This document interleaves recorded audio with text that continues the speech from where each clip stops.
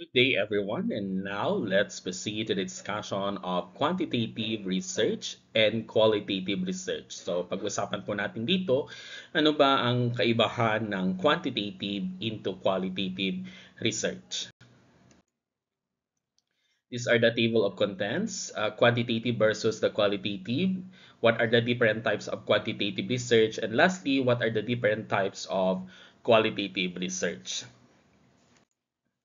Okay, so as you can see on the screen, there are points or key points that we need to understand in terms of the quantitative and qualitative. But first and foremost, we start with the quantitative. In the quantitative, a research approach grounded in the positivist traditions. So that is focusing on measurable data and statistical analysis to understand the phenomena. So there are key characteristics. We have the numerical data, which is collects data in numerical form. And then ang focus niya dito mga anak is investigates the concepts, construct, and variables. And the reasoning here is employs the deductive reasoning from general theory to specific hypothesis.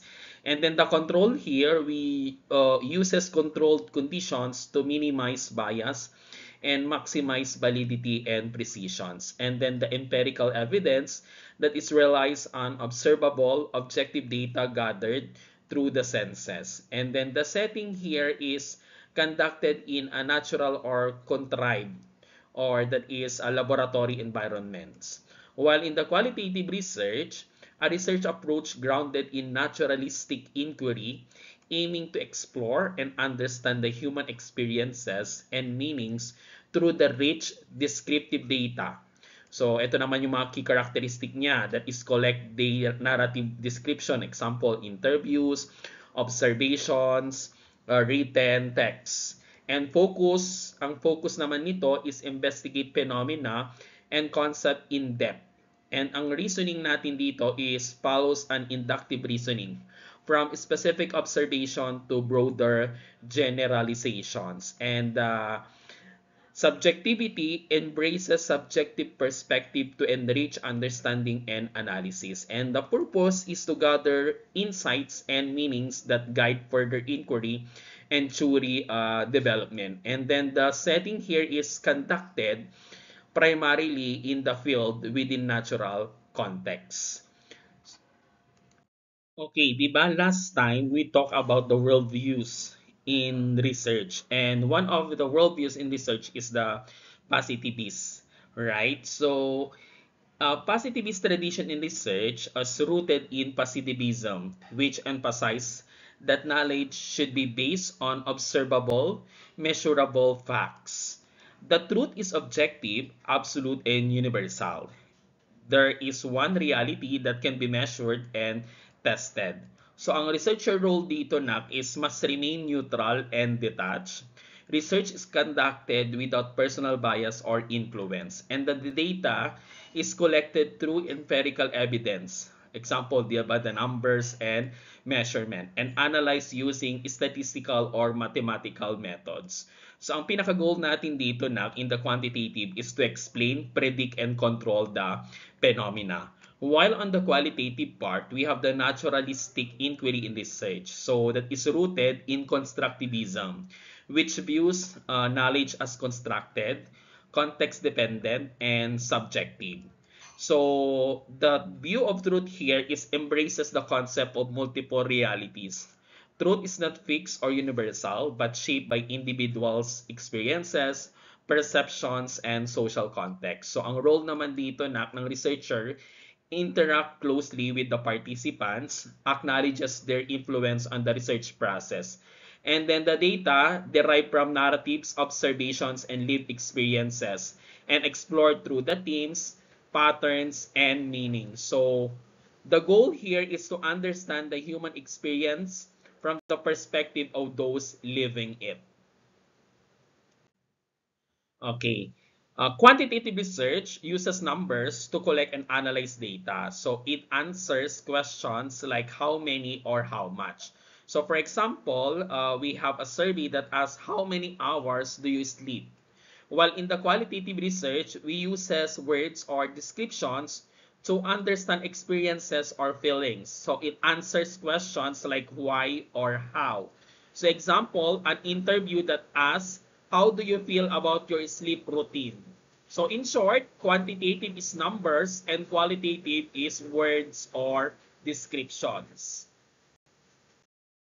Okay, the another one we have in the quantitative research studies is specific things that can be measured. So like the concept, constructs, and variables. So for example, measuring how stress affects the blood pressure. So ang concept natin doon, uh, measuring how stress and yung variable natin that is affects the blood. Okay, and then in the qualitative research explores phenomena and concept to understand how people experience or feel about something. So example here is exploring how patients experience stress during hospitalizations. So in short, quantitative measures and testings you can count, and qualitative explores and describe things you can feel or observe. Other one, quantitative uses deductive reasoning. So it starts with theory or hypothesis, then test it with data. Like saying, exercise reduce stress, then collecting numbers to prove or disprove it. Okay, and then the qualitative is we use inductive process. Start by observing or exploring, then develop ideas or theories what is discovered, like asking how do people feel about exercise, and then listening to their stories and building insight from them. So ulitin natin, yung deductive natin is theory to data, while in inductive mga anak is data to theory. Okay? Next one. Uses control in quantitative. So research set strict rules and conditions to reduce the bias and get accurate, reliable numbers. So like doing an experiment in a lab where everything is carefully measured and monitored. While in the qualitative part, we use subjectivity.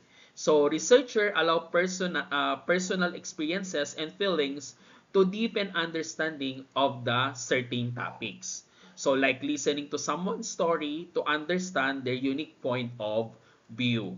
So in short, quantitative controlled for accuracy, while in qualitative, open to personal meaning and depth. Next one. Quantitative, that is more on the empirical evidence, so from the objective reality collected through the senses, and in the qualitative, that is gathering informations and insights that lead to search for further evidence. Okay. In quantitative, takes place in a natural as well as contrived laboratory settings. So this type of research can happen in a real life places. So like hospital or controlled environment. So yung controlled environment like the laboratory to measure and test the things accurately. While in the qualitative, takes place in the field. So this research is done where people live, work, or interact to understand their real experiences like at home, in communities, or workplace. So in short, quantitative in labs or natural setting to measure, while in qualitative in real life settings to explore their experiences. Next one, let's proceed to the different types of quantitative research. And the first one, we have your descriptive research. So descriptive research is to describe what is happening. Okay? So it focus, look at the characteristic of a person's, groups, or situation, or how often some things happen. So for example, Nakno, di ba, you can see on your screen there are a lot of example. But in my example, we have your a study that measure how many nursing student experiences stress during exam. Okay, so in short, descriptive research answered question, what is going on? by using the numbers to describe the fact. Okay? So that is descriptive research. Another type of quantitative research is correlational research. In correlational research, that is to explore relationship between two or more variables. Ang pinaka-key point natin dito, natatandaan yung mga anak, is the researcher does not intervene or manipulate the variables. Just observe them. So we focus or see if there is changes in one variable are associated with changes in another. So example natin dito is studying whether there is a relationship between study time and exam score of nursing student. Okay? So always remember in correlational research, ask this, are these things connected without proving the cause and effect? Pero ang pinaka best way para matandaan natin yung correlational research is interrelationship. Okay? Another type of quantitative research, we have quasi-experimental research. So to examine the effect of a treatment or intervention, which is the independent variable, on an outcome, which is the dependent variable.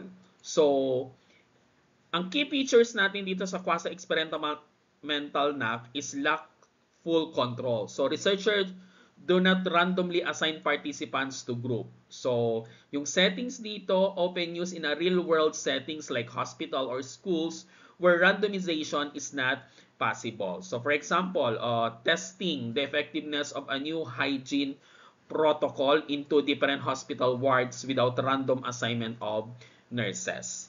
So, that is more on the quasi-experimental. So, in short, researcher measure the cause and effect but without full experimental control. Another one, we have the experimental research. So to examine naman dito the cause and effect relationship between an independent and independent variable. So what is changed or controlled, and dependent variable, what is measured. So ang key feature natin dyan, we uses random assignment and highly controlled conditions to eliminate the bias. So the setting here is often conducted in laboratories or controlled clinical settings. So example, randomly assigning a patient to receive either a new drug or placebo to test the drug effectiveness. So in short, ang experimental research is the gold standard for determining whether a specific intervention causes a particular outcome. And now let's proceed to the different types of qualitative research. We have the phenomenological research. So it focuses or explore the lived experiences of individuals to understand and how they perceive and make meaning of those experiences.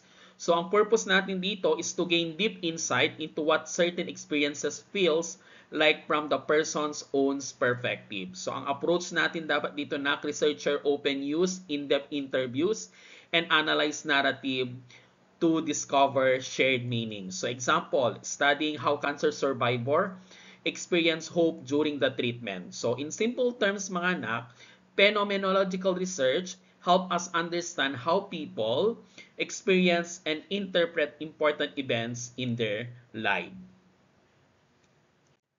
Another types of qualitative research, we have the grounded theory research.